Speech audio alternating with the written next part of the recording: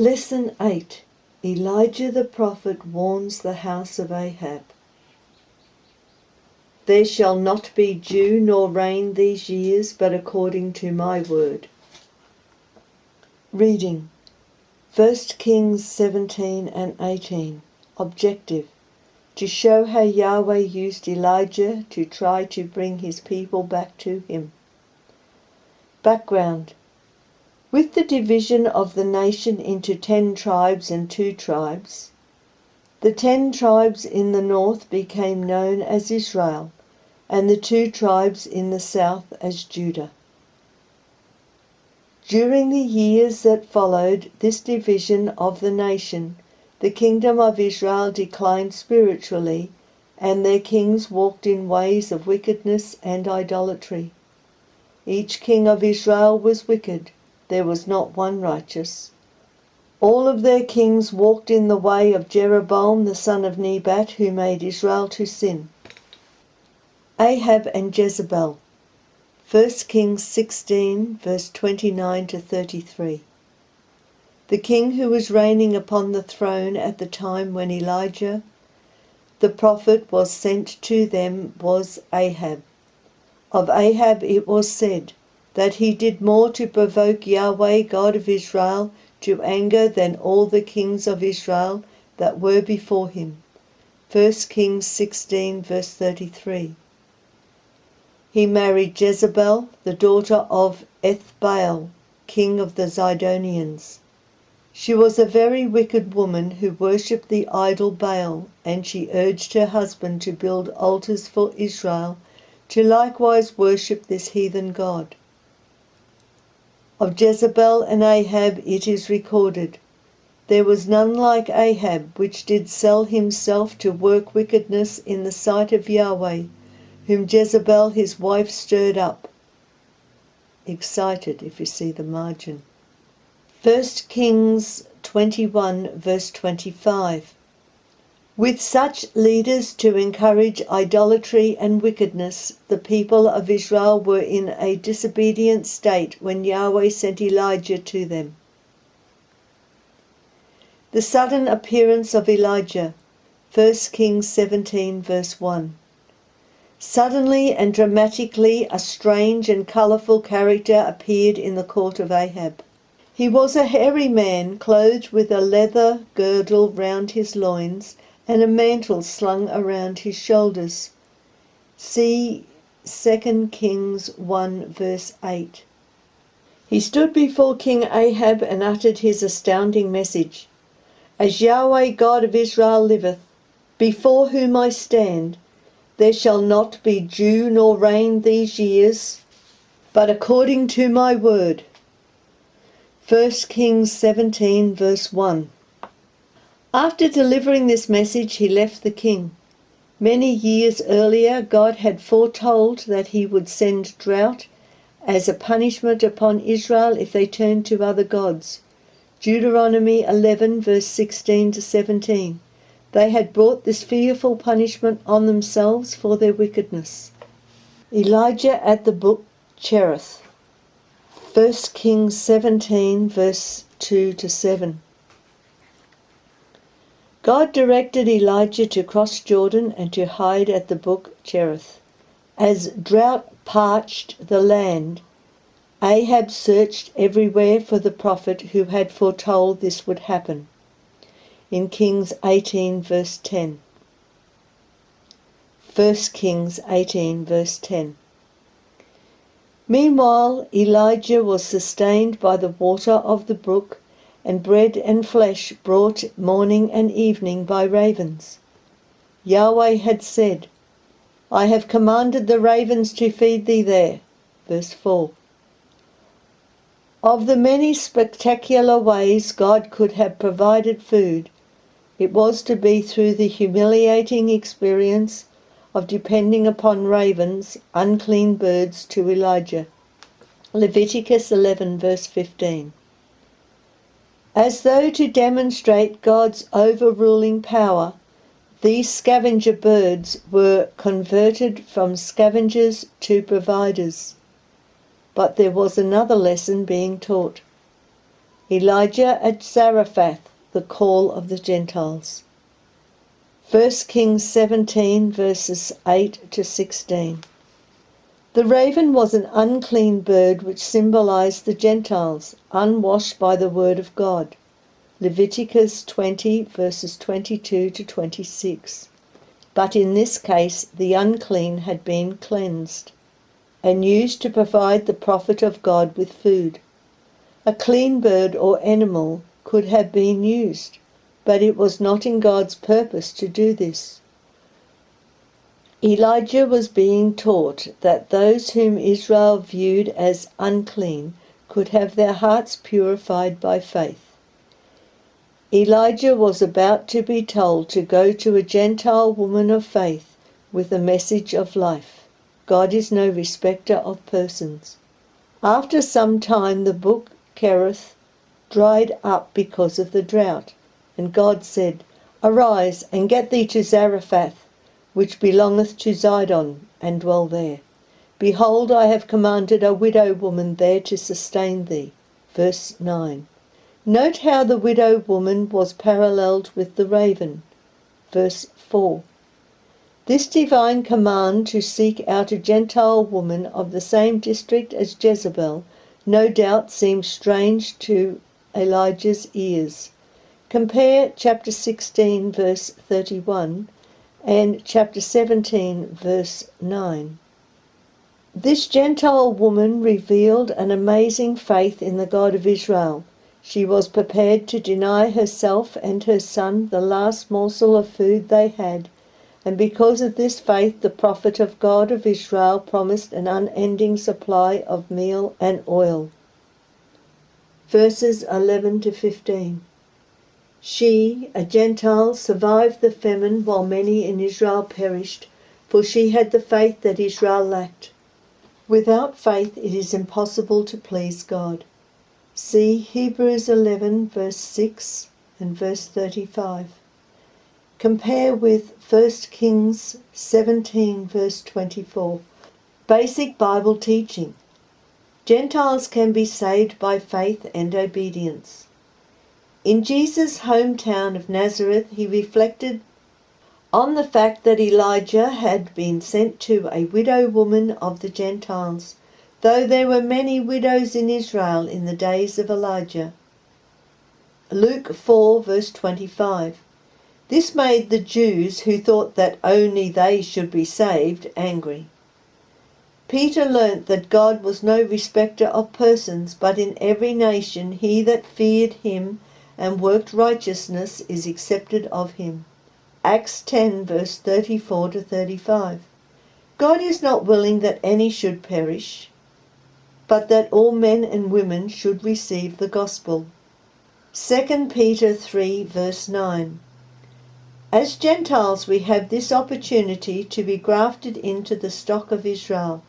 See Romans 11 verse 17 to 21. Elijah meets Ahab. 1 Kings 18 verses 1 to 20.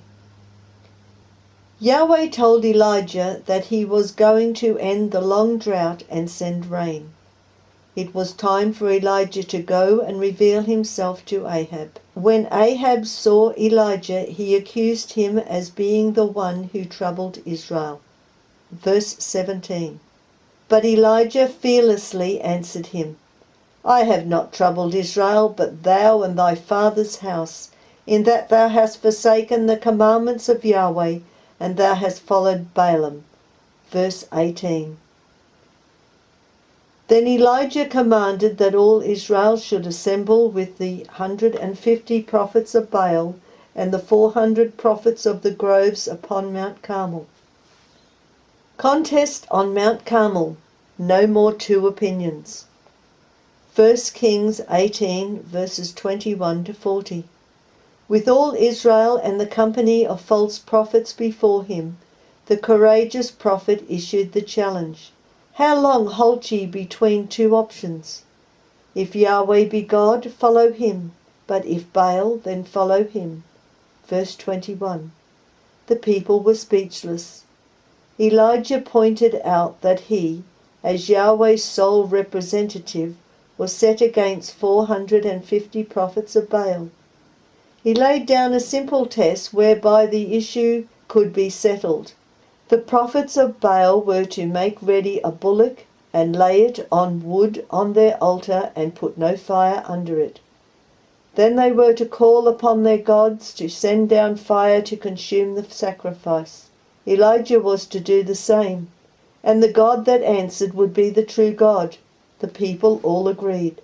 Verse 23 to 24. The prophets of Baal called from morning until noon, and no answer came. And it came to pass at noon that Elijah mocked them and said, "Cry aloud, for he is a god. Either he is talking, or he is pursuing, or he is in a journey, or peradventure he sleepeth and must be awakened." Verse 27. So they cried louder, "O Baal, hear us!" and cut themselves with knives. But by evening there was still no answer. The foolishness of their worship must have been obvious. Then Elijah's turn came. He repaired the old altar of Yahweh that had been broken down. He took 12 stones representing the 12 tribes and restored the altar. Elijah then placed his bullock on the wood on the altar. He dug a trench around the altar and then poured 12 barrels of water over the sacrifice and wood, and the trench filled with water. At the time of the evening sacrifice, the time of prayer, Elijah called upon Yahweh and said, "Yahweh, God of Abraham, Isaac, and of Israel, let it be known this day that thou art God in Israel." Verse 36. Suddenly, without warning, fire from heaven struck the sacrifice and burnt not only the wood and sacrifice, but the stones, dust, and water as well. Verse 38. Fearful and astonished, the people fell on their faces to the ground before the mighty manifestation of divine power. When all the people saw it, they fell on their faces, and they said, "Yahweh, he is the God. Yahweh, he is the God." Verse 39. No longer could they halt between two opinions. The issue had been settled. Elijah wasted no time and commanded that the 450 prophets of Baal be executed at the brook Kishon. Verse 40. Principle for living. Serve God with all our heart. We too must acknowledge that there still is only one God and one faith. We cannot serve two masters. Matthew 6 verse 24. Elijah described Israel as halting between two opinions, like a little bird jumping from branch to branch, not knowing where they wanted to be. But being a son of God requires total direction and conviction. So Jesus said the first and greatest commandment was to love Yahweh with all the heart, the soul, and strength. Mark 12 verse 29 to 30. The drought breaks. 1 Kings 18 verses 41 to 46. With the prophet's acknowledgement that Yahweh alone was the true God, Elijah announced an end to the drought. He told Ahab to eat and drink, for there is a sound of abundance of rain. Verse 41. Elijah went to the top of Mount Carmel and prayed earnestly for rain. See James 5 verse 17 to 18. He told his servant to go and look toward the sea to see if there was any sign of rain. He came back saying, "There is nothing." Verse 43. 6 times Elijah prayed, and 6 times his servant had nothing to report. The 7th time the servant reported a small cloud, no larger than a man's hand. God was answering Elijah's prayer. Soon the storm clouds gathered until the heaven was black with clouds and wind, and there was a great rain. Verse 45. Ahab rode with speed in his chariot to Jezreel. At the same time Yahweh gave Elijah the strength to run before Ahab's chariot And he outran the chariot and arrived in Jezreel before the king. Elijah must have been full of joy. The great wicked prophets had been slain. Israel had recognized that Yahweh was God, and he had gone before Ahab as a sign of his honor to the king. But Elijah did not count on Jezebel. The next day Elijah was running south for his life, away from Ahab and Jezebel. More work was needed to bring Israel back to their God. Summary: Yahweh's word was powerful in the mouth of the prophets, even to close and open heaven or to bring fire or rain. As Gentiles and not Israelites of the stock of Abraham, we, like the woman of Zarephath, are saved by faith and obedience. We must not halt between two opinions. We cannot serve two masters and love God and the world. God rightly demands our whole heart and soul and mind. This is the greatest commandment. These lessons are the words taken from the Christadelphian Sunday School Association notes, www.cssa.asn.au, used with permission. Email your questions to readthebible2@gmail.com, and we look forward to you listening to the next lesson. The next lesson will be Lesson 9, Judgment upon the House of Ahab.